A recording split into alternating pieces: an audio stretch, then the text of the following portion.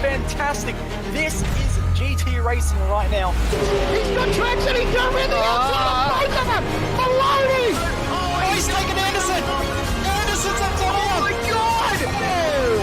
Big crash! Oh my goodness, half the field's gonna get rolled! Second very close. These guys are want to make their way through the field very quickly. Oh, there we go! Oh no! That's massive! This is it! This is over! I can't believe this! Oh my god! God, what? Are you spending a lot of time looking for setups and struggling for faster lap times? Are you tired of searching online for answers? Would you like to get setups, analysis and tutorials from some of the best sim racers in the world like Ralph Alla, Mitchell de Jong, Martin Krunker, Josh Rogers and many more? If so, virtualracingschool.com is the answer you've been looking for. VRS data packs provide hot laps from our professional coaches for you to analyse and replicate. They provide tutorials that walk you through the fastest laps and what the pros did to achieve the best times. And they provide the setups you need to ensure your car is competitive in both oval and road racing. If you're ready to get faster and reach more podiums sooner than later, just go to virtualracingschool.com and sign up for a free account today.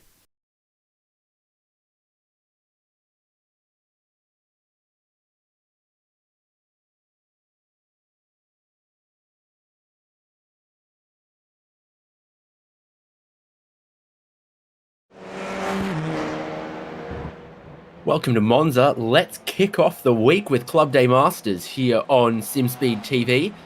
Club Day Masters brought to you by SimWorks Race Simulators, Automotive Towing in South Australia, Digital Marketing Tribe, Palmer's, Extreme Air Conditioning, and now Global Logistics.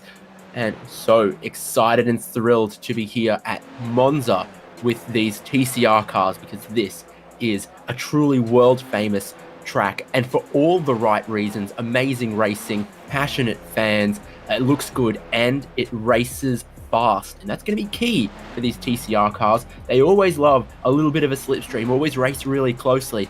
So how about you take them to Monza, the long straight on the pit straight, all of the speed down the back straight through Ascari chicane. This is a very high average speed circuit, so that should give us some good racing across two races tonight. And for all of that action, I'm David Haynes, joined by Nick Skariev, Jay Kennedy furiously pressing buttons as always. Nick, qualifying happening right now is going to set the grid. How important do we think that's going to be? Yeah, absolutely there, Dave. Thank you for having me. And you're exactly right there. I reckon, especially with that first chicane that we have at Monza as well, it almost brings that entire field to a complete standstill. So you really want to be at the front there to almost break free of the car park behind you. Just having a look at some of the lap times there during practice at the moment. So practice was only a really short 10-minute session just before we're into qualifying now there. Brenton Hobson, the only one dipping into the 2-minute flats. So he'll be definitely one to watch at qualifying, and especially being such a championship contender as well, he'll be wanting to get a good result from tonight. Let's get a better look at it. Home of the Italian Grand Prix in the north of Italy, far from Turin. And this is the Jeff Bezos view as you return to Earth from space. You find it here in this giant park next to the golf course, nestled among the city. And of course, turn one, huge overtaking opportunity, but also a huge opportunity for a big crash as well. You got the Variante della Roggia after Curva Grande. You've got the two Lesmos where track limits could be a bit of an issue in qualifying right now, but also in the race. The Scari chicane and the Parabolica. You know it, you love it, it's Monza. Yeah, it was a good thing that we're both dressed in our Amazon blue jumpsuits for tonight. As commemoration. Beautiful track there as well. You can see that oval that also runs, well, almost in the opposite direction as well. So pretty cool having those two circuits together. An oval not in the USA, which is also pretty unique at the moment. We're just having a look there. Everyone's kind of jostling for position at the moment there. Caleb Hyde's getting an early run. A bit too jostly for position. There's been a bit of a smash at the second chicane. I think Jack Boyd was in that as well. One of the Drop Bear Motorsports cars, and oh no, they're still going. Oh dear, just a short qualifying session, and we said the slipstreaming is going to keep all the cars together. It's brought them all a little too close, and there's a bit of aggro and a bit of biff and barge out there. Or as they call it in this part of the world, a bit of passion. Right, there it is, a bit of passion there, and we have seen, well, both between Andrew Hobby and Caleb Hydes have both been kind of almost a wild card. We're just going to cut to a VRS replay of that and see what happened. We've seen a few Audis there off on the grass at the moment, potentially just trying to slip down, trying to get that draft through. Just with Caleb Hydes here at the moment. Number one in the session, big 0-1 there on the side. Oh. So, someone changed lanes while some cars were on some hot laps, because it all kicked off really in front of Hydes. Here, it was all, the road was always blocked as he arrived. His Hobby leading the train. Yeah, not too sure what Andrew Hobby's done there, because he's almost completely come to a complete stop on the racing line, so might have forgot to boil the kettle or something like that and quickly pulled up, but yeah, probably not the best spot to really stop there, especially trying to get a qualifying in, so it's going to be really tricky for a lot of these cars trying to get an outlap again as well as trying to get a flying in, so they might only be able to get the chance to get one. So just looking at Ivan Vantagiato there, currently sitting in second place in the order. That will be a lap done for him, slipping out onto that sand there. Yep, got those front wheel drive for these cars, and you get one drive wheel off the paved stuff, and it just digs in and drags you further off the racing track, and that's difficult and puts an end to that qualifying lap quite early. Now looking at Aaron Oliver, and my goodness, what a beautiful sunset here as well. Is it sunset? No, it's sunrise. Oh, it's a 6 a.m. race apparently. I hope everyone had plenty of espresso. That's right, has plenty of sleep there as well, so track temperature of 21 degrees at the moment, blowing southeasterly, 35 k's an hour, so not going to affect too much at the moment there, so not forgetting Heat 1 is a really, really fast one and done racer of 15 minutes, so only a few laps really. Just on board here with Aaron Oliver, he's been a bit of a dark horse this season. He has been definitely one that has been returning there at the moment, but he is currently without a lap, so he will need to get something on, or good chance he'll be starting from the back of the pack. It's not in a bad spot here, not too close up behind Nick Scaife there, but also would have still been picking up a slipstream. Now through the Parabolica, I don't know if that's going to balk him out. Probably not. I think he's fine to go and complete this lap. And then the checkered flag, the timing line, it's not too far out of the final corner. There, about it is. And for him, 2-minute 1 for 11th. So still really only within, half a second of Caleb Hyde's at the lead. It is oh so close in qualifying. You can see all the intervals on screen. Super close in the middle there. Just actually having a look there where Brenton Hobson is on track. You can see him there, currently there in 10th position. It's not really exactly where you want to be there at the moment. He's currently coming around, I do believe, the parabolic at the back of the circuit here. Actually, no, he's through the middle of the track, so he will be able just to make that timing line, but he will be wanting to shuffle himself a little bit further up. You just see Glenn and Jack Boyd there, the two teammates there, father-son of Boyd Racing. Yeah, just 30 seconds left in this. Andrew Hobby, no time just yet. And does that change?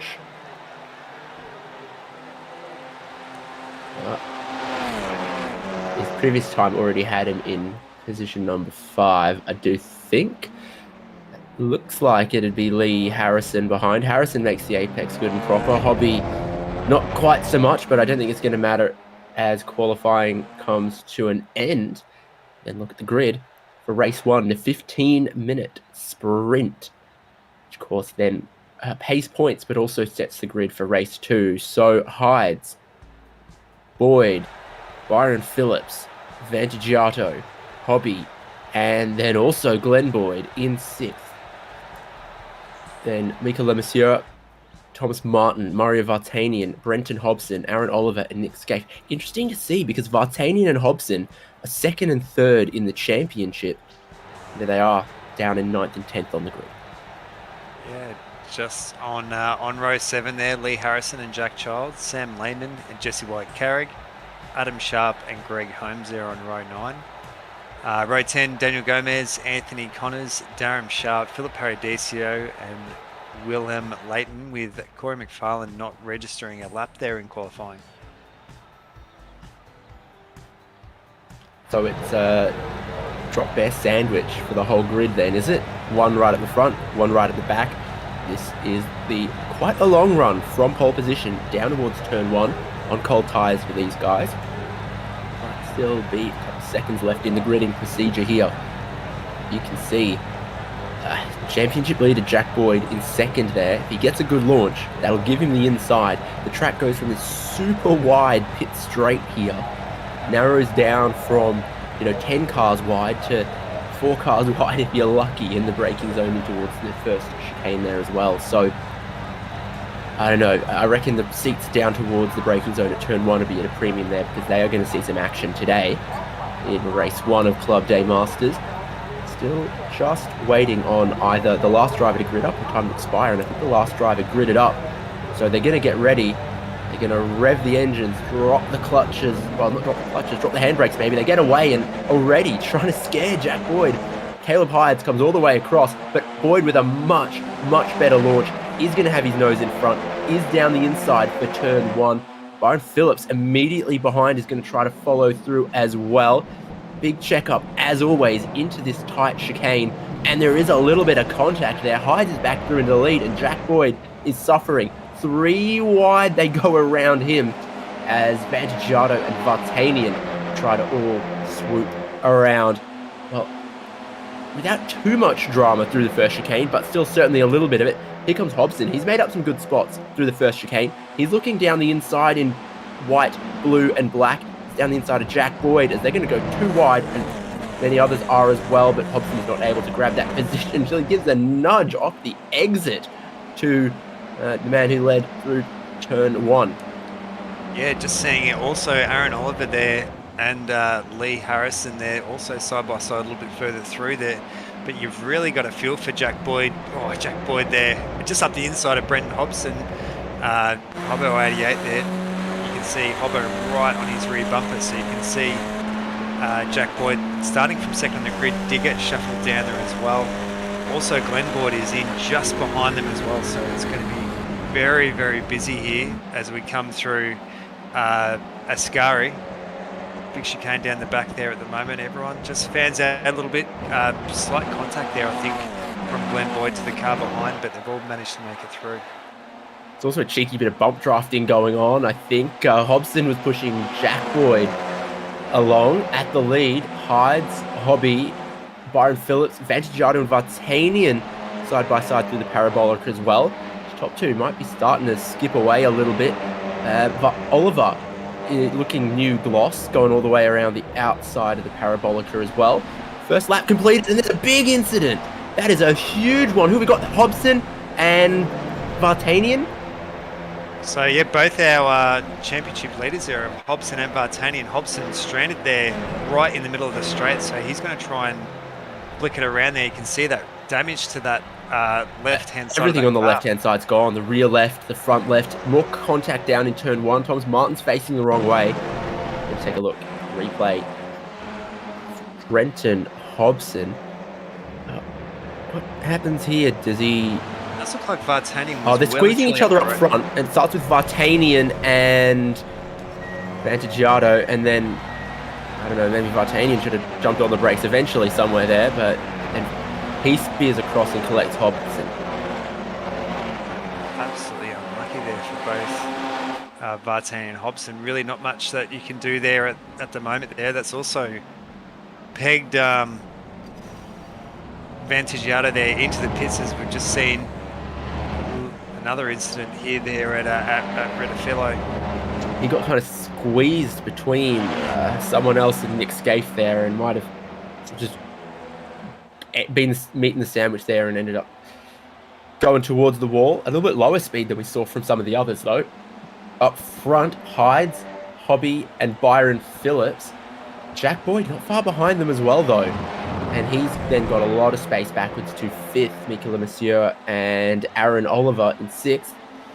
And there's a huge pack behind 7th as well, making its way through Ascari. So a couple of cars have got spun around, but the pack racing still continues like we would have expected at Monza. There's a bit of a bump draft gone wrong potentially here between Childs and Sharp, I think it was. Sam Layman around the outside. Sam Layman holding it tight there. Jack Childs there just pulling that nose in a little bit. So we've actually just caught off camera there. So Brenton Hobson is back out. He managed to get a rather quick tow there because he was almost in line with his pit box there. So he's out there with a new car trying to get obviously whatever points he can get here from this Heat 1 race. Unfortunately, it's not going to be too many being so far back, but he's not going to have to go a lap down there. Aaron Oliver monster trucking across the curbs there through turn 1, and then leaning on each other. Childs and Layman. Adam Sharp tries to work out which way he's going to go with these wide body Audi RS3s too wide in front of him. Cory Mcfarlane started right at the back of the grid, if I remember, is now in 11th in this pack as well back there. So he's trying to pick off some positions. Last the first challenge. What is that? No. Not, don't like it. That might have been between, so yeah, Daniel Gomez and Jack Childs there. So just seen a few other cars go off there. I think Darren Sharp there as well, and a few other cars there as well. So these chicanes are really catching a few of our drivers up here. Gomez brake on the grass, or I want to give the benefit of the doubt here. They're leaning on each other a little bit out front. No, he well.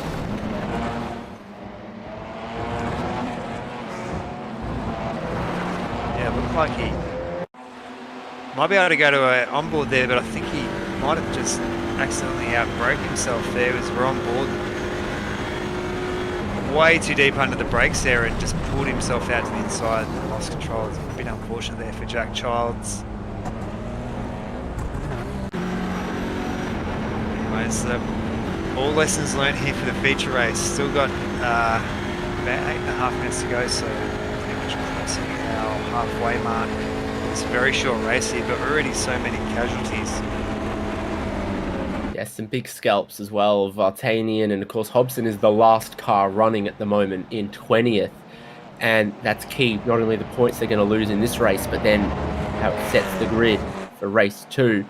Absolutely not what they needed. See, battling for the lead here as Hides tries to follow in the slipstream of Phillips. They were also battling in the background of that shot through the first chicane. First, second, third, fourth all appear underneath the bridge. Just seeing a little bit further down as well there. Sam Layman under a lot of pressure at the moment by Adam Sharp and one of the other drop bed cars there as well. So. Oliver and Lemercier as well together, and Mika is off. Trying to rejoin. You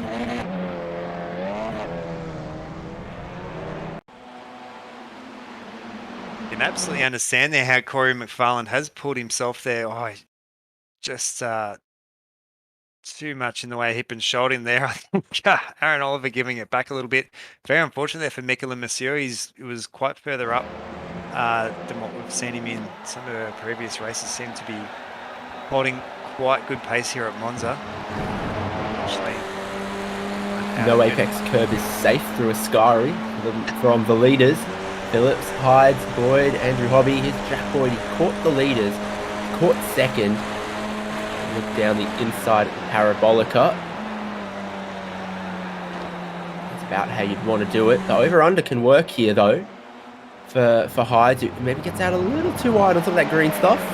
But I think Boyd will then slip into the slipstream of the leader, Byron Phillips. Now, more side-by-side for Aaron Oliver. He's not been immune to that. And you can see how far they've dropped away from the leaders. But there's another pack behind them that they've got to be wary of. Roman Centurion formation, box formation 2x2 here as Sharp and Layman try to make a bit of contact. Cory Mcfarlane is going to bump Sam Layman.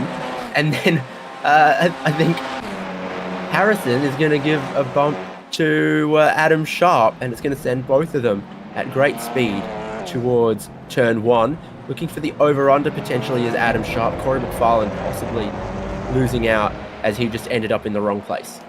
Yeah, great defense there by Sam Layman to pull it up in time. It was almost a 2x2 bump drag race, which you don't see too much often.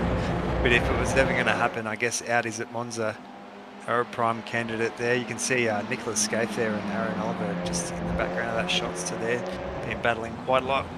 Oh, so, sorry, we've just caught, Sam Layman there into the side there. I think they're just trying to sort themselves out. I think that might be Adam Sharp.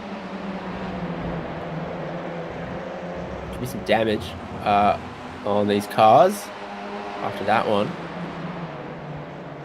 Pushing each other through that second chicane. I said first chicane is going to be one of the action zones, but we've also seen a lot of contact. Zella Roger, the second chicane, is your leaders. Again, that curb just gets whacked by all of them.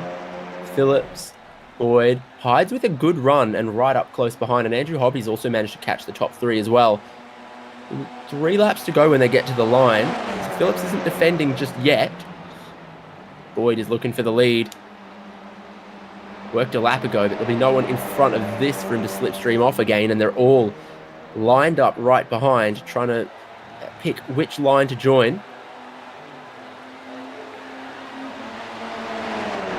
See that Jack Boyd just absolutely sticking it. Almost looks like the oval section of when they usually come in reverse there at the moment. There's a 3-way bump draft to the left-hand side of him. Byron Phillips peeling off there. He's going to cover off that inside coming into this chicane here. Oh, a slight hip check there between the two. Straightening out there at the moment, but Andrew Hobby absolutely poised here for any action. And action is exactly what we've seen here tonight so far. Byron Phillips had that 3-way bump draft to push him to the lead and then moved across in front. But Jack Boyd didn't he? Now he's trying to get away from these as Boyd and Hides were side by side through the chicane, and it cost both of them a little bit of speed. And Hobby from 5th on the grid is 4th in the train at the minute. 3 laps to go. If the calculations are correct, top four are just streaking away from everyone else. Oh no, Layman and Sharp were side by side through the chicane again, and Layman ended up driving through the gravel, quite as messy as it was the previous time, but down the inside to try to take a spot away from Layman. Is that Anthony Connors? It is, because Greg Holmes is the one with the gold and black car with the sponsor livery. Second Lesmo, he gets in a little hot. Sam Layman tries to switch back underneath, and they both cost each other a little bit of time. Probably one of the sections of the track it's harder to go side by side through, because it is that sort of medium speed section. There in Ascari, carry a lot more speed. You can go side by side through the slow chicanes, maybe with less penalty. Yeah, we're just looking back up to our leaders there at the moment. Is Jack Boyd taking up that inside as well, so these two will be pulling almost a bit of a dress rehearsal on how they are going to cross that start-finish line. You can see Byron Phillips there on the outside trying to work out whether or not that start-finish line comes up super fast there, so they don't get a lot of a chance there to cross the line as they do, but as they cross the control line there, 0.07 there of a second, so 7/100ths of a second there at the moment, so not much separating these two. Oh, Byron Phillips aggressively defending there. Jack Boyd is sticking to that inside, so he's going to get that inside line as they come around. They're 4 cars in about 4 car lengths. There's a little bit of space in there, but Hobby might even push Caleb Hydes up to close the gaps here. 240 k's an hour as they came towards the braking zone for turn 1. 220 as they're on the brakes here into the second chicane, and down the inside across the curb and taking the lead goes Byron Phillips.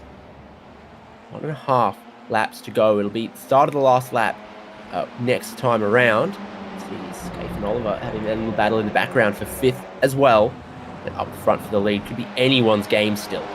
Yeah, and it's almost now the tactics of coming on to that straight there down the back as well, so coming around out of Ascari towards Parabolica, it's trying to work out if you actually want to be that first car through, because you're actually going to pull everyone, being such a long section of straight there, you're actually going to pull all the other cars up past you as well, so you can see them bunch up as they come through Ascari, and they're even going to bunch up tighter again, so it's all trying to work out how to take on that Parabolica there. Byron Phillips running ever so slightly wide onto the grass there. You can see Jack Boyd going to pull up alongside him there, up on his right-hand side as they come through the Parabolica. Yep, a little later on the brakes for Jack Boyd, a little earlier for Byron Phillips. He looked to try to get underneath. Now he's decided to push out wide around the outside, taking the start of the final lap. Too wide for the lead in the Sprint Racer Club Day Masters. Absolutely level as they came to the start of that last lap. And here comes the next line. Here's Caleb Hydes trying to get down the inside. Andrew Hobby is going to push and follow him. 3 wide to start the final lap. Hobby sees disaster looming and he tries to back out of it. Boyd gets bullied a little bit as well.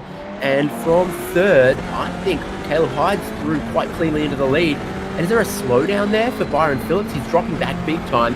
It just looks like Hydes, Boyd and Hobby in the run for the lead still.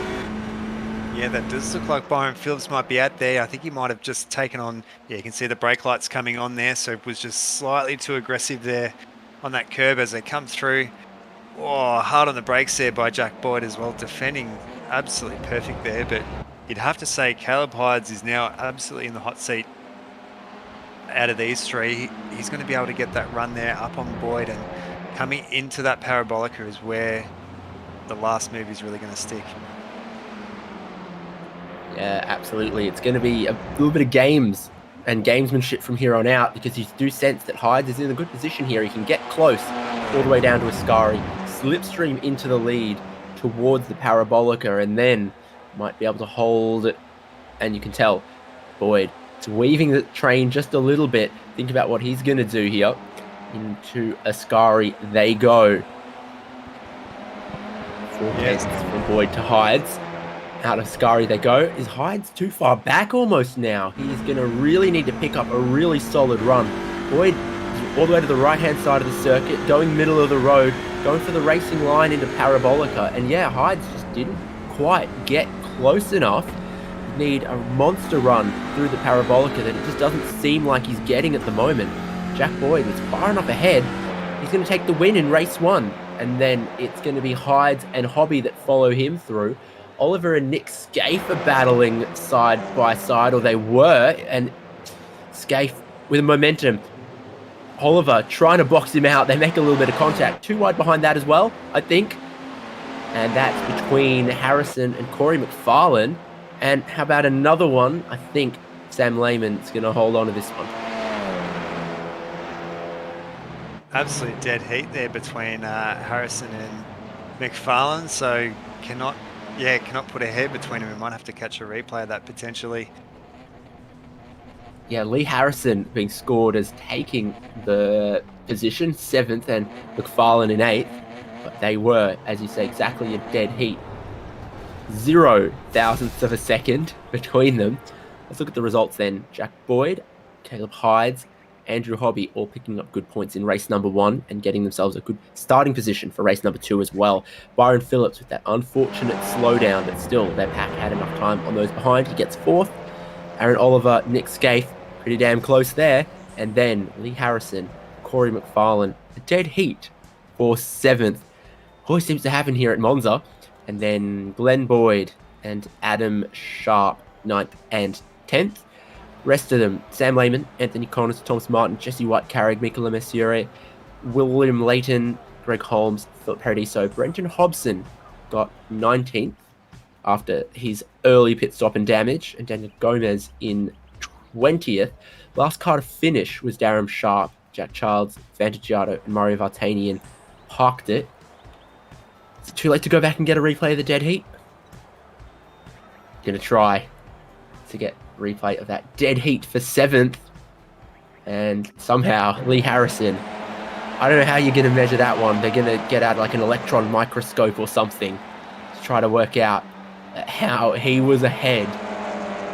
And he had to come around the outside here as well, because McFarlane had the short run through Parabolica. It was a good drive for Lee Harrison. Somehow that's what has carried him officially to the timing line first, and then we'll get funny with the cameras, I'm sure. Very hard to pick it as well because McFarlane not on the actual racing surface as well, so you can't really see that as we go for our pan across. This is what 0 thousandths of a second looks like. Pretty hard to call it. You could maybe just see Lee Harrison's little bottom of his splitter there just out in front. He gave it everything, and so did Cory Mcfarlane. McFarlane trying to take that super short line to get to the finish to save himself, and he just made it so close. But that is, a 10th of a hair in front. Good stuff. Good to see a great race in the middle of the pack there. Race number 1. Take a little break here on SimSpeed TV though, because there is a couple minutes until race number 2 kicks off. And that one is the pit stop race, 40 minutes with a compulsory tyre change.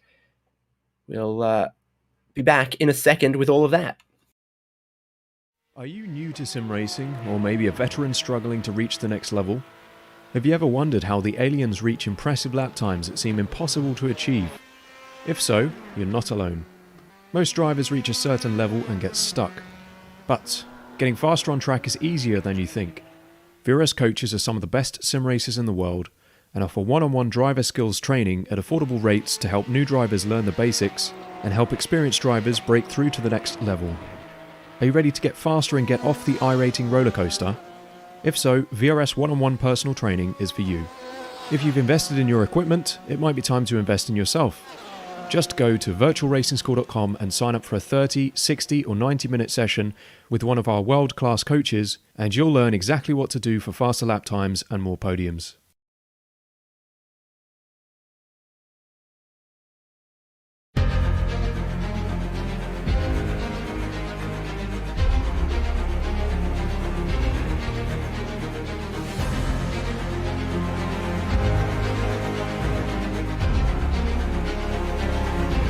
fantastic. This is GT racing right now.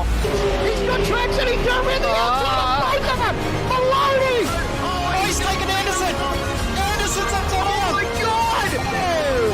Big crash. Oh my goodness. Half the field's going to get rolled. Second very close. These guys are want to make their way through the field very quickly. Oh, there we go. Oh no, that's massive. This is it. This is over. I can't believe this. Oh my God. God, what?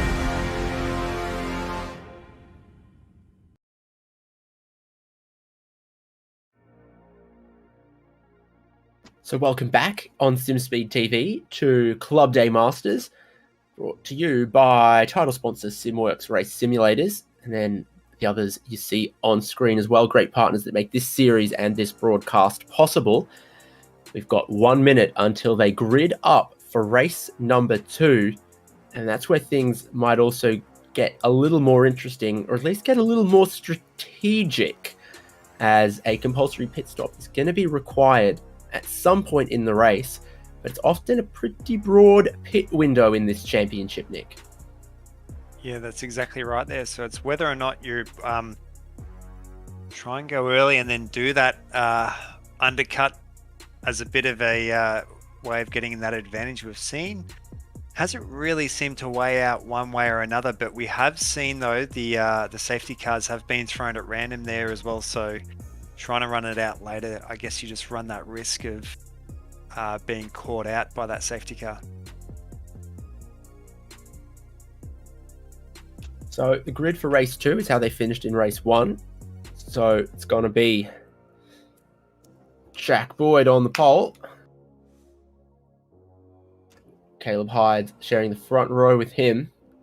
And the key ones to watch, I think, throughout this race from the back of the grid, it's going to be the likes of Brenton Hobson, Jack Childs, and others. Here is the grid, same as the results from last race, up on your screen. But yeah, I still think it's those drivers deeper in the pack that you're going to have to watch out for. With the ones that are from 15th on back, Brenton Hobson, Jack Childs, Ivan Vantagiato, Mario Vartanian. Vartanian starting all the way back in 24th after a decent, strong run in race number 1 until it came undone. So this is them all lining up on the grid, still waiting a couple seconds.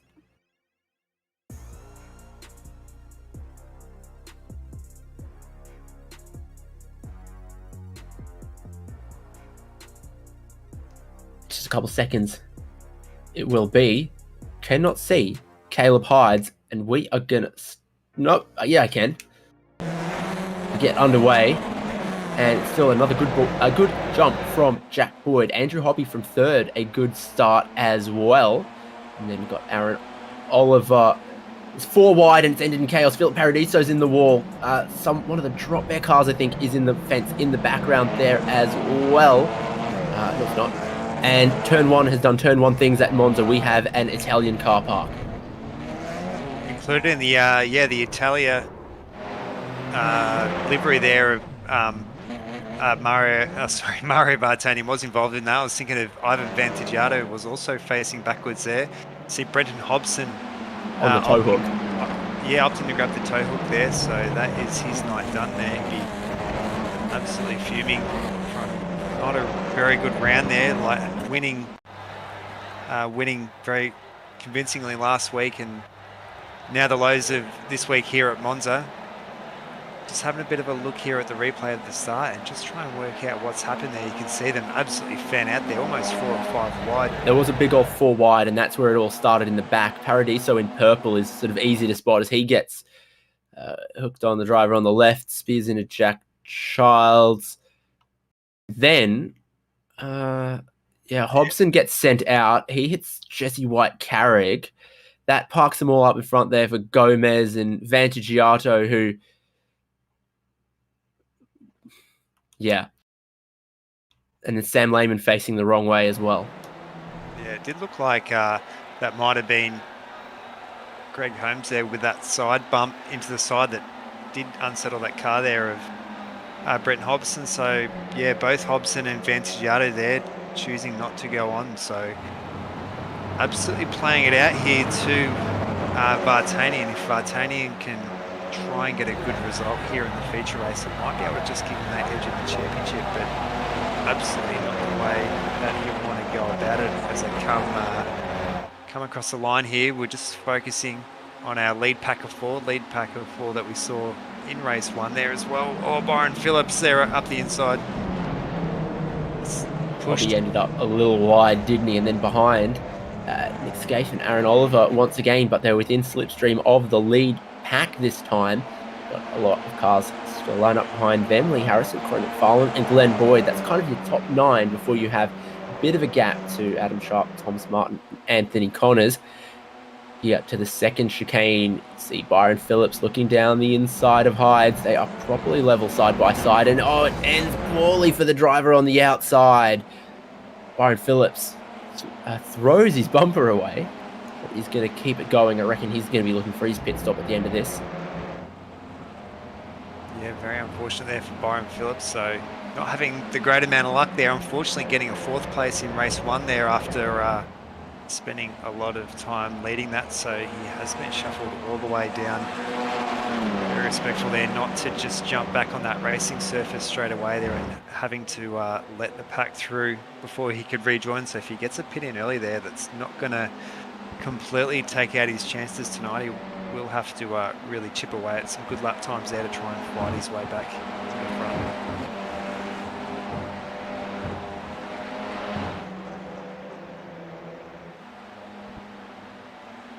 Looking a little bit further down now. I think that might be Darren Sharp there, and in that Mini's Audi there as well is I think Anthony Cotter's there, and I think Sam Layman there a little bit further down. I think he was involved in that incident at the start. He was, yeah, he was facing the wrong way in turn 1 without too much damage, but just a couple of drivers ended up spun around facing the wrong way there as well, didn't they? Boyd's got a 1.5 second lead. Is Hobby going to pass, or is he going to try to send Caleb Hydes a little further up the road? Well, it's friendly, or at least I hope it's friendly. He's trying to close the gap. Now 3 wide and having to back out of it, or not. Wow, straighten him up. That's all fair in love and war. So then up another position for Cory Mcfarlane as he gets past Oliver and Scaife, and Glenn Boyd lined up next behind them. Still not sure Nick Scaife is going to be entirely pleased with that one.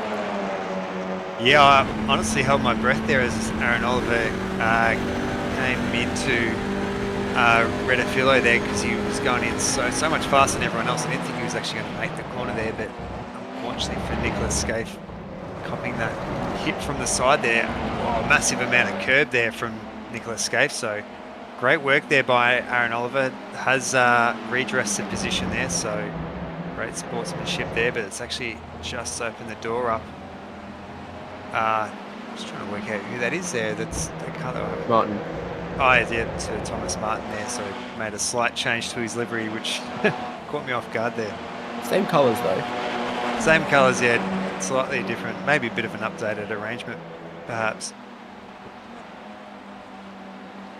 Fresh paint for him. Saw who's behind Glenn Boyd. Adam Sharp got a little deep into the brakes for Ascari there. Got very wiggly and nearly ran at the back of Glenn Boyd, but managed to just keep out of him. Front, Jack Boyd is running away, and Hobby's been trying to push Hydes up there, but it's not working, is it? They're now 1.6 seconds back. This might just become battle for second. Haven't seen any regular pit stop calls yet in this one. The leaders not thinking about it. Some others might. Keep an eye on that pit entry. I think as well as being such a draft-heavy track, everyone's choosing to try and sit in a little bit if they can. Just seeing a bit of action behind Glenn Boyd there. I think we're on board here with Andrew Hobby there, just on the back of Caleb Hyde, so in a very good spot there to be able to just chip away at it. Oh, just trying to sort themselves out there. Lee Harrison just grabbed that spot from Adam Sharp. He's looked a couple of times before and can do it. Here's Vartanian still nursing a bit of damage on his car behind Sam Layman, Daniel Gomez. Someone's overshot that. Who's gone and picked up a traffic cone, like all good night outs, William Layton. It's Willem Layton there. I think the cone's just trying to decide where it's going to go out underneath these front splitters. Very, very low. Gee, this mid-pack is sitting so tight at the moment. Nicholas Scaife there, slightly overshooting it. Just covering back off in front of Glenn Boyd there at the moment. So a lot of action here. So potentially we might see one of these guys head out into the pits here. You can see it's going to be big, long braking distances because they're so bunched up very tightly here. Lee Harrison showing a nose. Coming through a scurry here through the back section of the circuit. Couldn't do it though, not a big enough braking zone into a scurry. And also it's a proper slipstreaming train. Leader, and then second, and then third, and then Philip Paradiso, who's already stopped trying to keep out of the way.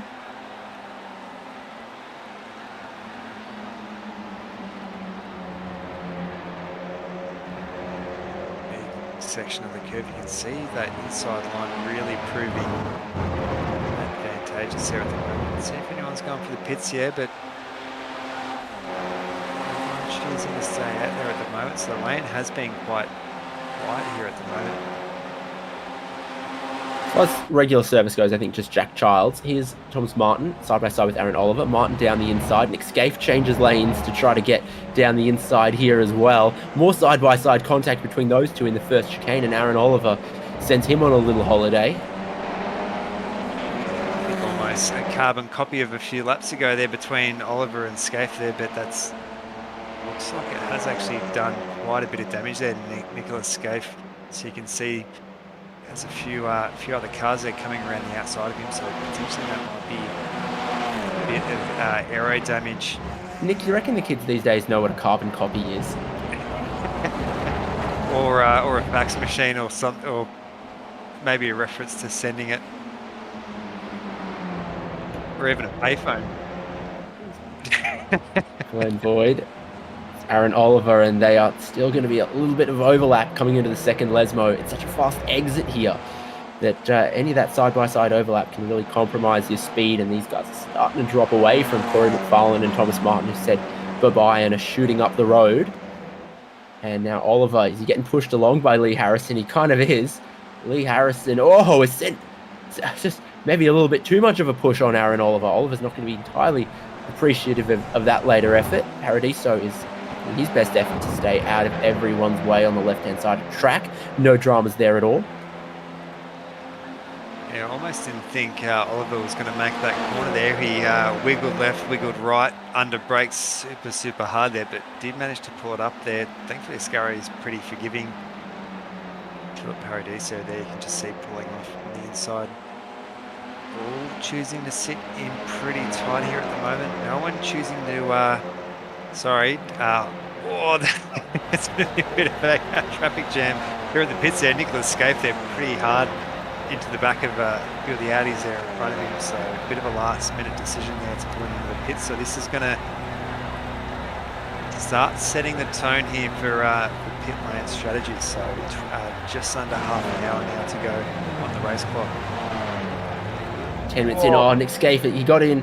Well, he couldn't go in hot into pit lane. He had to back it off, and now he's gone in too hot to his own pit box. I saw him have to find reverse gear, which you can do very quickly in this DSG gearbox.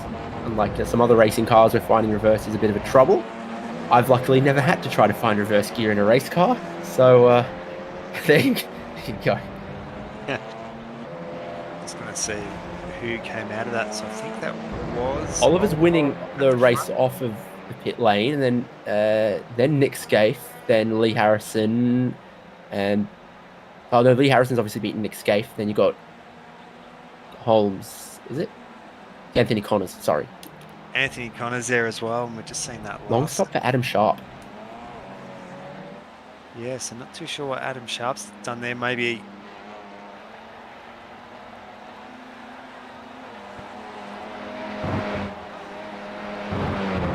just trying to work out where Caleb Hydes has gone. Potentially a Yeah, just dropped out from the server there from an internet issue. So a rare. I couldn't see him on the grid for a bit, so I don't know if that's the same kind of problem. Yeah, he was flickering around a little bit at the start. He was the last car to grid as well, so very unfortunate there. We're just having a look at Sam Layman. We usually see Sam Layman well inside that top 10 at the moment there, but due to a nearly an incident there, Monza has just not been that lucky for him, unfortunately. Starting from 9th and having a few incidents in race 1 as well, but he is battling out there. Just sitting in behind, I think he's Daniel Gomez at the moment, so Daniel Gomez having a bit better luck here in race 2. He did have a pretty heavy accident there.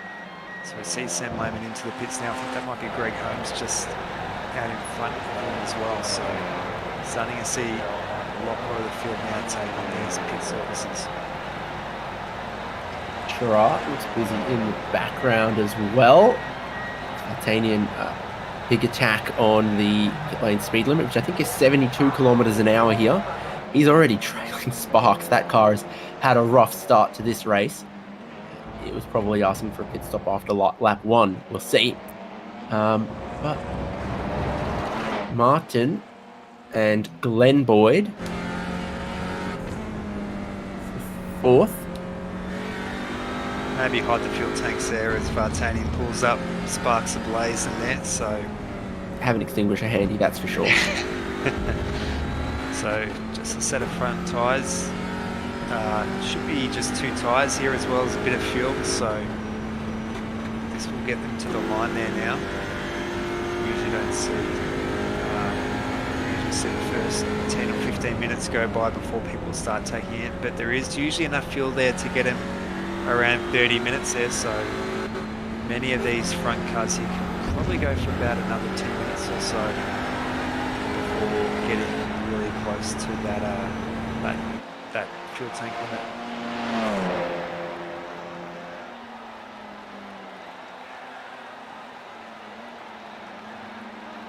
Thomas Martin there having a pretty quiet run there. It's probably Leaders in, so we'll see if these guys follow.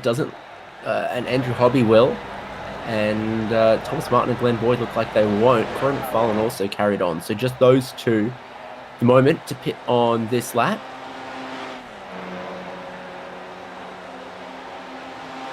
So great work there by Thomas Martin. Did start a little bit further down the field there than what we have seen him in the past. So you can see Glenn Boyd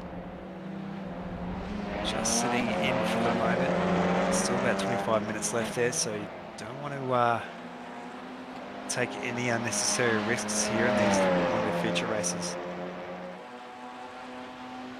That would have been a good message to have delivered on lap 1. Everyone behave yourself. Good run through the pit lane for Andrew Hobby. He's ended up right in front, and we mean as close in front as you can get to Jack Boyd. No, they were. Wow, okay. No bump draft there. Jack Boyd was inside Andrew Hobby. Wow. But by the time they get to the braking zone, Andrew Hobby is in front, and the quantum entanglement has been broken. Physics is back on the line. It's almost like the Audis are replicating the Audi rings, maybe. So, got to get 2 more of them. Yeah, we almost saw that, I guess, in race 1. I think we had a 4-way bump draft and then a 2x2 bump draft, so a lot more spaced out. Just got to get 5 cars and we can do the Olympic rings. That's right. I think the Olympic athletes are meant to keep their distance, though. We're actually just seeing an overtake there. So Jack Boyd there around that back section of the track. So now in front of Andrew Hobby, I think that was around Landers Nose. Haven't seen too many overtakes on that part of the circuit there, but Jack Boyd obviously feeling like he's got a little bit more pace there. Just see the feedback from that front suspension of that Audi there from Hobby. There's quite a fast section there, but quite undulating as well. So Hobby just needs to stick with him for the moment and be absolutely in the hot seat for a potential win here. Definitely looking very well for a podium so far. some others on the lane. Thomas Martin and Glenn Boyd. Cory Mcfarlane carries on another lap, and he's the only driver now yet to have pitted. Stop almost done for Boyd, the Elder, and Martin. Martin's going to jump him on the lane, I think, though.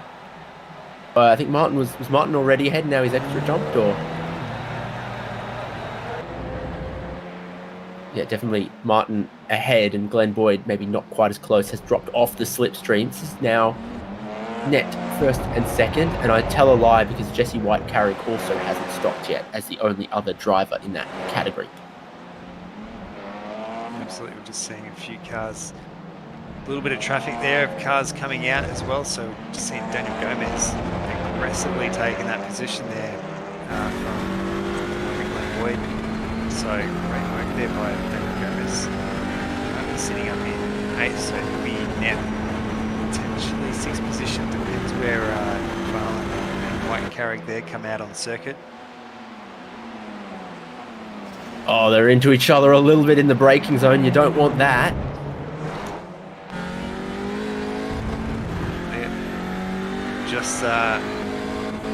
Just on time there as well. Nicholas Scaife wants a bit of the action here. Currently sitting in 10th place.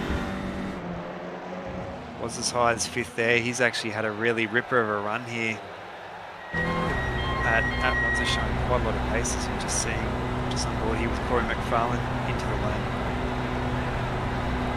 Yep, they're going to wonder, is Jesse White-Carrick going to follow him as well? And then we'll have completed all the pit stops throughout all of the pack. It's reformed a couple of the trains, these slipstream draft trains that we are so used to expecting at Monza. Phillips trying to get down the inside of Scaife at Ascari, and he's done it pretty well to then get back on the racing line to get a good exit to then try to follow in the footsteps of Boyd and Gomez. Glenn Boyd is... yeah, he's using that steering wheel down the straight to try to shake Daniel Gomez a little bit. Not sure it's going to be enough, because here he comes looking down the inside of Parabolica. All come through more or less single file there. You can see Daniel Gomez choosing to hang it out a little bit wide there over the line, so that is going to give Glenn Boyd that inside. Coming into Greta Philo. Oh, and Byron Phillips there choosing to go 3 wide. I think Glenn Boyd's actually going to break out of it there. So Byron Phillips there absolutely chopping the field up there. Parks it right on that inside of that chicane there. So I think almost made 4 positions up in as many as 4 corners. So great work there by Byron Phillips. Yeah, absolutely. Not scared of nothing. If he's going to go 3 wide down the inside there, and did manage to make it work. Oliver and Lee Harrison. Oliver ends up a little bit wide, and you just don't get good drive on that gravel, and Lee Harrison is going to sweep down the inside of the second, so the first Lesmo, after the second chicane, to get up in a 5th. Yep, seeing a little bit of action through the back of the field there. So great work by Lee Harrison. So we did see him qualify very well down the Audis. Almost had a uncharacteristic quiet run here tonight here at Monza. We usually see him like right in the action between everyone. So still plenty of that at the moment there. He does have Aaron Oliver right on his rear bumper at the moment. So it's offline for Harrison though at the sort of middle point of the Ascari. Through the gears into 6th, I think, goes Aaron Oliver. He's having to look around the outside, and Lee Harrison, I think, is just going to give him that spot.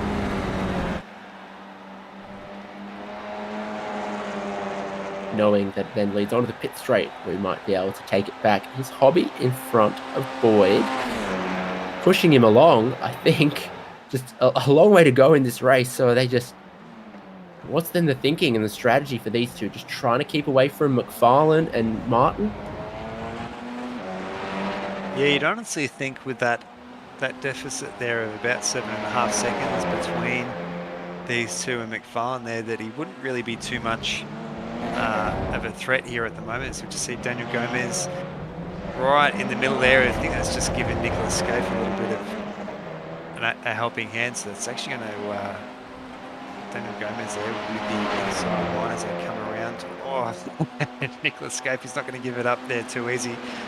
Glenn Boyd there, a little bit further up the road. They're about half a second or so. So he's just out of trouble here at the moment. We're just going to see how these two to the second chicane. Scaife backing out of that one, I think, because Gomez stayed in front, stays in the slip through with Glenn Boyd for 8th. Gomez is actually the biggest mover in this race so far, from 20th on the grid up into 9th at the moment. Now we've had all of our pit stops. Almost level with Thomas Martin, who's +9 up in 4th.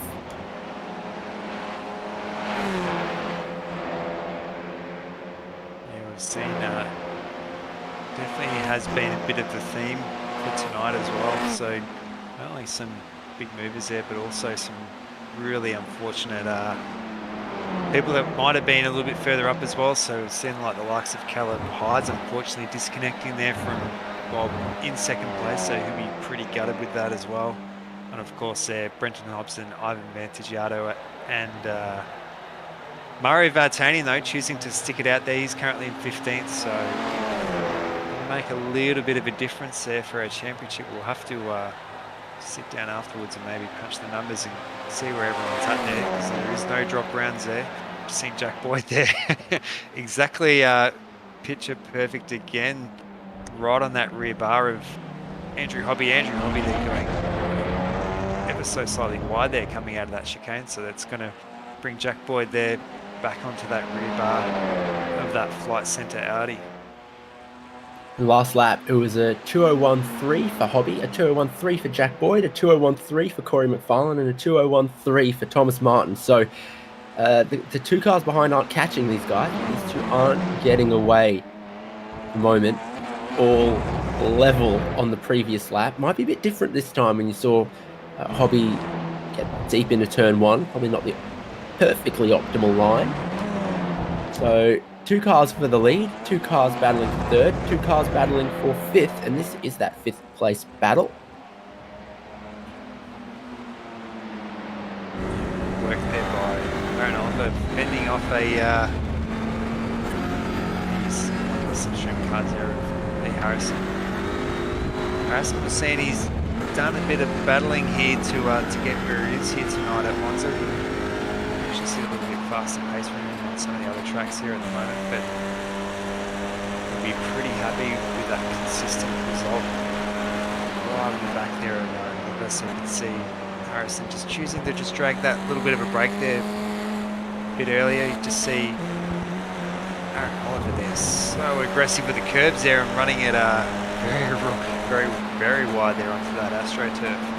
Don't think he lifted though, he might now. And that's Harrison up in the 5th there. Just put a bit of pressure on coming towards Ascari, and then Aaron Oliver got in a little hot to the first apex, a little hot to the second apex, and then that was wide off the 3rd apex as he tried to pick up power. Gomez still the biggest mover in this race, but Nick Scaife was trying to bring him down a notch here potentially, lining him up down the pit straight.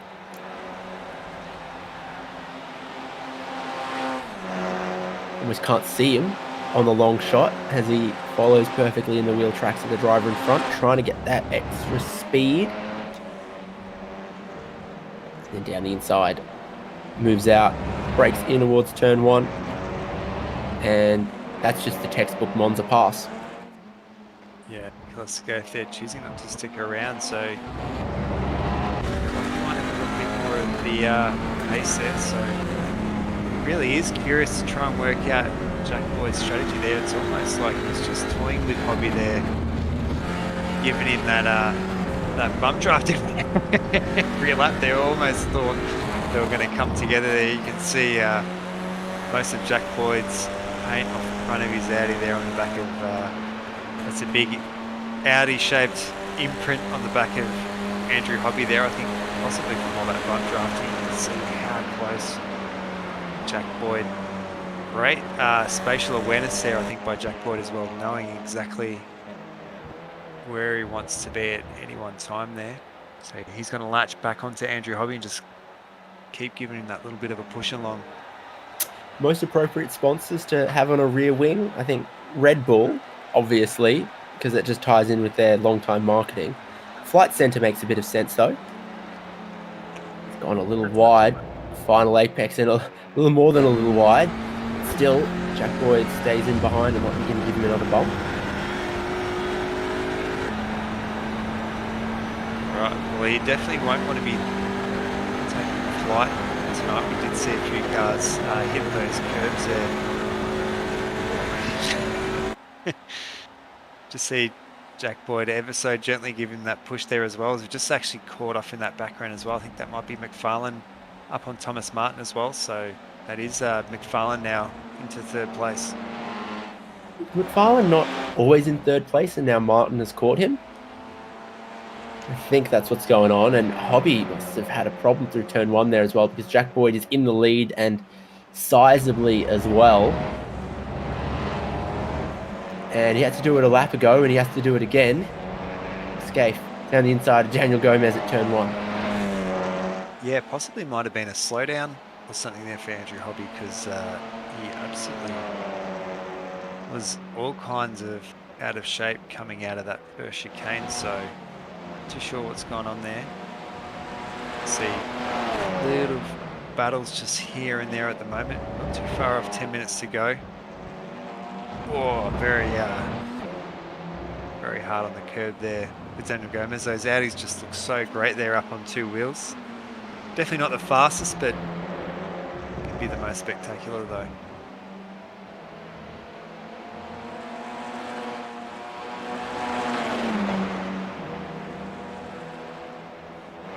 Just looking here at Byron Phillips on the back of Aaron Oliver there at the moment. So these two have been also chopping and changing every lap there as well. Oh, Aaron Oliver there, very aggressive there into that curb.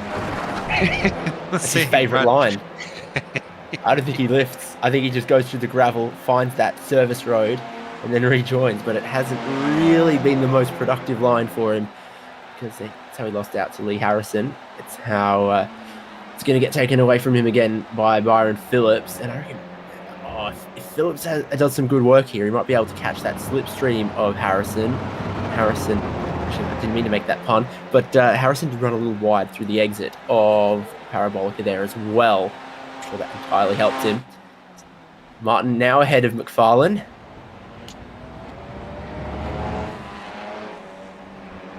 One up there, these two giving each other plenty of room there. You could almost say that Aaron Oliver paying homage there to Audi Quattro's roots there, going a bit off-road. I don't think that's exactly what they had in mind there with the TCR Audi RS4.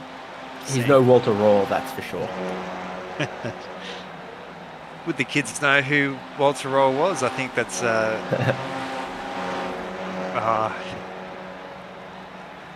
you go. That's why they give the smart ones the microphones here. He was as far as I can remember, he was a German Group B rally driver for Audi. I think for Lancia before that as well, multiple time world champion, I think.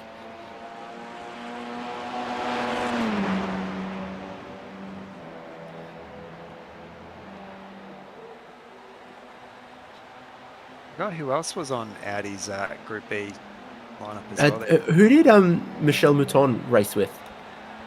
Ari Vartan, maybe? Oh, yeah, Ari Vartan, yeah. Vartanen or whatever it was. That's right, the OG Flying Fin, so I never remember. Trying to cast my mind back to Group B drivers, and such a crazy time in rallying, and awesome seeing the WRC cars of today almost as fast as what the Group B cars were, as the technology's kind of caught up. Once it was all regulated out into Group B, back into Group A racing and back into WRC. So such a heyday of World Rally, that was for sure. 5 laps to go. Jack Boyd leads, but Andrew Hobby started catching, and Thomas Martin and Cory Mcfarlane are bump drafting, and it's on for 5th place. Byron Phillips trying to hold that position from Aaron Oliver. And Lee Harrison, did he get a slow down on this lap just gone? He's 2 seconds off. He must have made a mistake. That's why Phillips and Oliver have gotten ahead of him and made it a 3-car battle here. So Byron Phillips has been given another spot. And he's going to have to fight to keep both of them. It's almost a bit of a optical illusion on the back of Byron Phillips's car. The way that the paint actually kind of warps up, it makes it look like it's permanently damaged there. I'm sure it's relatively straight as they come through. Second set of chicanes there, you can just see Glenn Boyd off into the distance. He might be just a little bit too far there to join that group. Talking Boyd though, Jack Boyd at the front leading out to Andrew Hobby, so Andrew Hobby just choosing to pull in for the moment there. He's going to get a really good run down the back section coming out of Ascari towards the parabolic, so nice and neat there at the moment. So we'll see whether or not he's going to try and work his way around there on Jack Childs. Oh, sorry, Jack Boyd. I got my Jacks mixed up there. Reckon Hobby will return the favour and we'll see a little dent on the rear bar of Jack Boyd. Yeah, potentially there, so they'll be trying to really size each other up. See that's where the control line is as they come over the line there. So even though even being second wheel, you almost have to be halfway through an attack coming through that parabolic to actually make that control line in time there. So Hobby choosing to give plenty of space there to Boyd. Did see before he did lose a little bit with the slowdown, but he has managed to pull himself back onto it, so still well and truly in contention for a win there, but I think it's going to be very difficult there to take Jack Boyd on. Phillips and Oliver and Harrison having plenty of fun there as well. They got really close into the braking zone at turn number 1. Oliver nearly, well, 2 ways to look at it. Did Phillips nearly come across an Aaron Oliver? Did Aaron Oliver nearly get into the back of Byron Phillips? With side-by-side Sharp and Holmes and Mario Vartanian right behind them could take one spot and become the biggest mover. There we go. He's got 2 drivers in front of him that he thinks he can probably grab in the last 4 laps. Ever so slight bump there for Greg Holmes as well, so just looking at it, it's been a great battle between these two there. Very straight and clean rear bumper there of Phillips there. We're board at the moment here with Cory Mcfarlane. From behind, hasn't been giving too much of a bump. Getting really close there. You can actually see that front suspension working overtime. And Audi RS4 as they come through Ascari. You've given them an extra 33% for free. It's an Audi RS3. Oh, Audi RS3, that's right. I think I almost said Audi S3 before as well, which was also incorrect.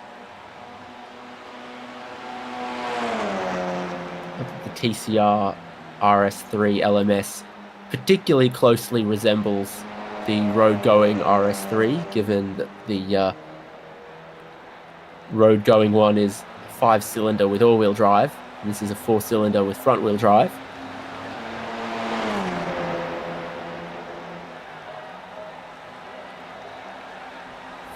3 laps to go as these guys are racing on. Pretty much 2-minute laps. Makes it kind of easy to count back.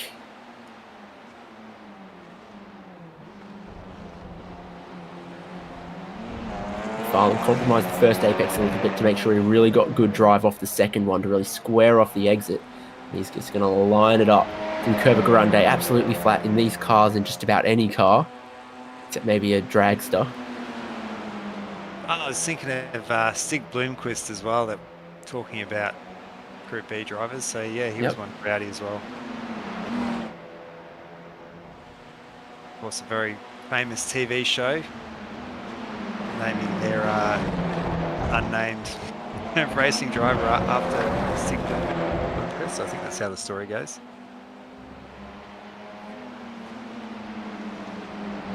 No, that's right. Shut up, Jay. Or the first name. There we go, very quiet drive there by Vartanian, so unfortunately that incident, having pretty heavy incidents in both heat 1 and in the feature race as well, so we'll be in it just for the points really there, currently sitting in 13th, potentially looking down the barrel though for 12th place.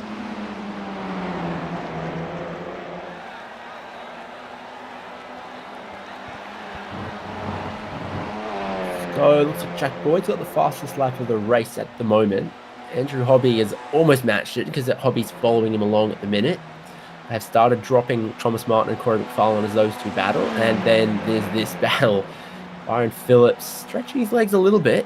Thought Harrison and Oliver would still be all over the back of him. 2 laps to go. They still could be because there's a lot of time at wide open throttle in these cars. And if they're into 5th or 6th gear, they slipstream up really closely.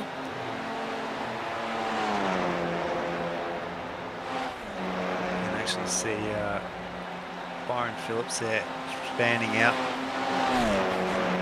breaking that toe there, even swaying just a little bit more as well, so making it quite difficult there for Lee Harrison to make most of that drive. All bunch up as they come through there at the moment, so right at the lead there though, Andrew Hobby very patient there on the back of Jack Boyd, so see what comes of this, so knowing that it was Jack Boyd there winning race 1, gridding was position 2 there off the grid, so almost, if you can secure this win, almost perfect run here by Jack Boyd, so looking super strong here at Monza. I think this is also going to be potentially a mega last 2 laps for Mario Vartanian because he's caught Adam Sharp, who's catching Anthony Connors, who's catching Sam Layman. He's got a lot of cars lined up in front of him to maybe try to pass in the last 2 laps here. Everything I can see on the car for Vartanian says it's looks pretty racy, looks pretty much in order. That's wide from the driver in front of Adam Sharp, and that's also going to help Vartanian catch up on this little pack here. A slowdown as well from Anthony Connors because Adam Sharp's trying to look down the inside of the Lesmos.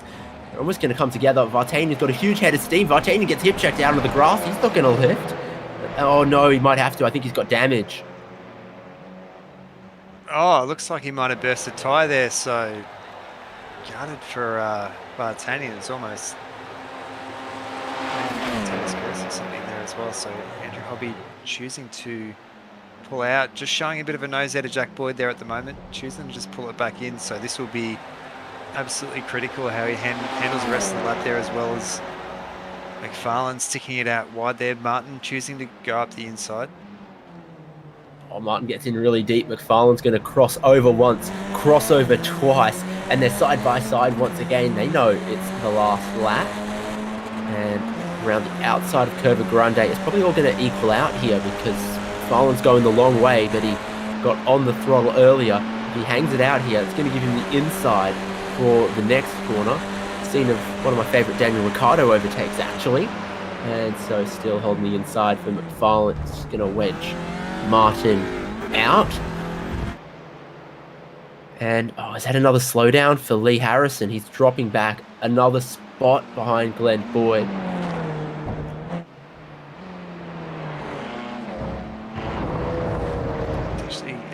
Aaron Oliver there having a bit of an issue as well, so too sure what's going on between those two as well. As you see Aaron Oliver there really actually dropping quite a lot of time there at the moment, so it's possible that they could be running low on fuel as well on the final lap here, but surely could have taken enough while the tyre change was happening. This is the lead with one more corner. And Andrew Hobby's actually closing up, looking down the inside of Jack Boyd, but Boyd swoops around the outside. He was later on the brakes, had absolute confidence in where to put his car. Now it's going to be the real struggle with the checkered flag coming up quite early out the final corner for them to do anything about Jack Boyd, and he is going to go pole to the win in race number 2. Hobby in second. McFarlane looks like he's going to hold on to third here from Martin to complete the podium.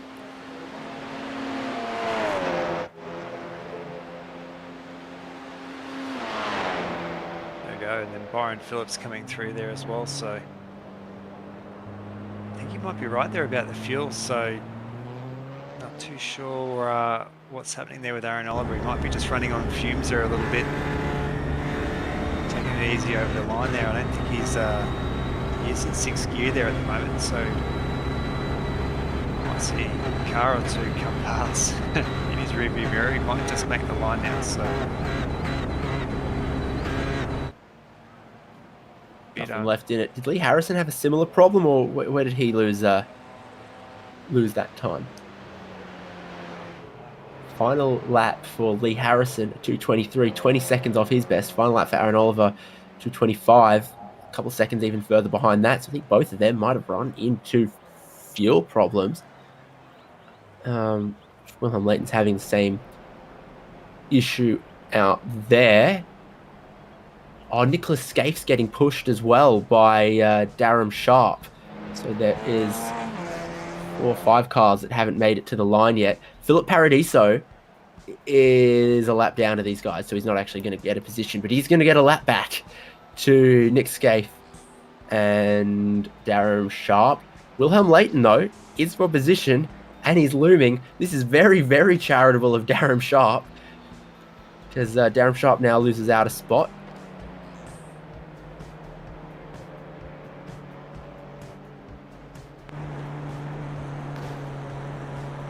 Right, Darren Sharp definitely contributing to the greater good there, pushing Nicholas Scaife. Nicholas Scaife, they're really showing, I think all night, some really great pace here at Monza. Unfortunately, you do need to take enough fuel, so I think Monza being such a heavy circuit there on fuel as well. There's about 15 seconds left on the clock when they started the final lap of the race as well. So if they'd been on average a second a lap slower, I think the race would have been a lap shorter. But now that everyone has either driven to the checkered flag or been pushed to it or coasted to it, whatever, this is the result. Jack Boyd 2/10 ahead of Andrew Hobby. Cory Mcfarlane taking 3rd place on the final lap from Thomas Martin. Byron Phillips in 5th. Glenn Boyd in 6th. Lee Harrison, Aaron Oliver using the time that they had up their sleeve to still make it home in 7th and 8th. Sam Layman in 9th. And Greg Holmes, final car in the top 10. So the top 10 there, Jesse White-Carrick, Daniel Gomez, Anthony Connors, Willem Layton, Nicholas Scaife, as we saw, got pushed across the line there by Darren Sharp. Adam Sharp there, a lap down. Philip Paradiso, Mario Vartanian then, unfortunately having that incident there. I think on the last lap there is Jack Childs having a pretty heavy incident there in 20th position. Go over the page there. A couple more of our retirees. Go over there. Caleb Hydes, Mikel Massieu, Brenton Hobson, and Ivan Vantigiato. Well, we always had an idea in our mind what the racing at Monza was going to be like, and I think we got it. Big slipstreams all around.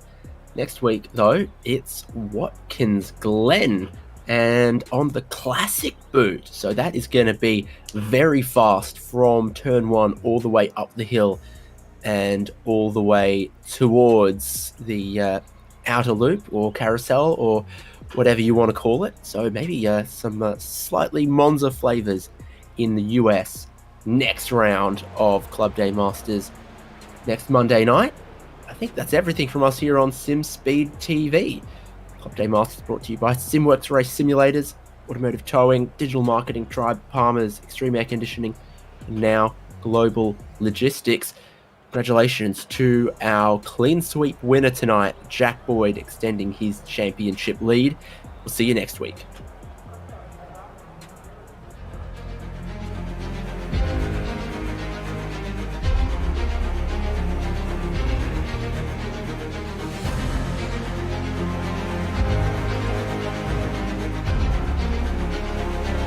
This is fantastic. This is GT racing right now. He's got traction, he's got everything outside of both of them! Maloney! Oh, he's taken Anderson. Anderson's up to Oh my god! Oh. Big crash! Oh my goodness, half the field's gonna get rolled! Second very close. These guys I want to make their way through the field very quickly. Oh, there we go. This is it! This is over! I can't believe this! Oh my god!